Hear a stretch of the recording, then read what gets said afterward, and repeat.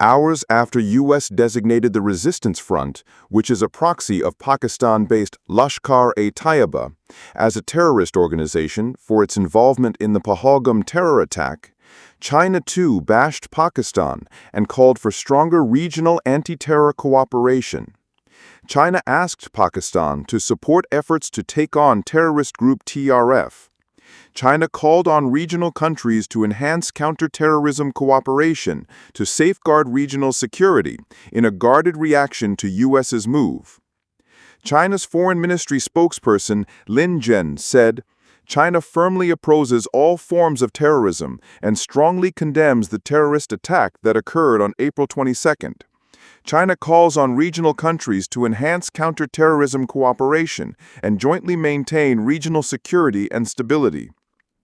On July 18th, U.S. Secretary of State Marco Rubio said, "Today, the Department of State is adding the Resistance Front as a designated foreign terrorist organization, FTO, and specially designated global terrorist, SDGT.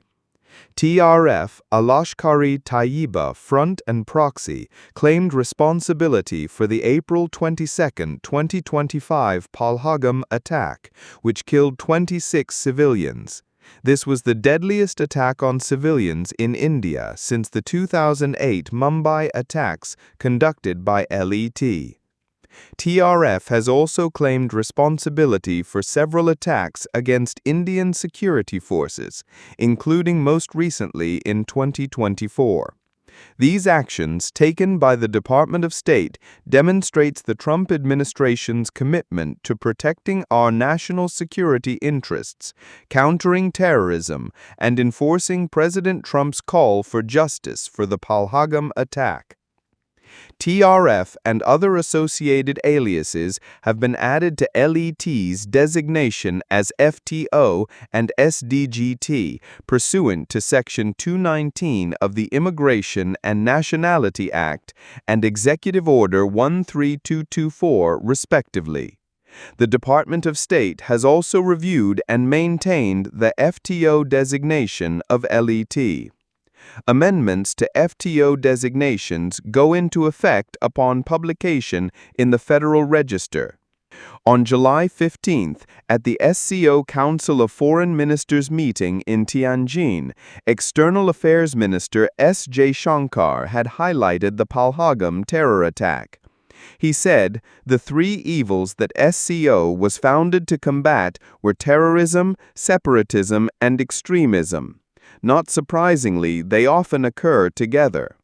Recently, we in India witnessed a graphic example in the terrorist attack in Pahalgam on 22 April 2025.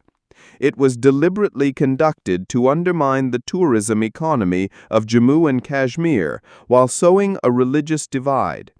The UN Security Council, of which some of us are currently members, issued a statement that condemned it in the strongest terms and underlined the need to hold perpetrators, organizers, financiers, and sponsors of this reprehensible act of terrorism accountable and bring them to justice. We have since done exactly that and will continue doing so. It is imperative that the SCO, to remain true to its founding objectives, take an uncompromising position on this challenge.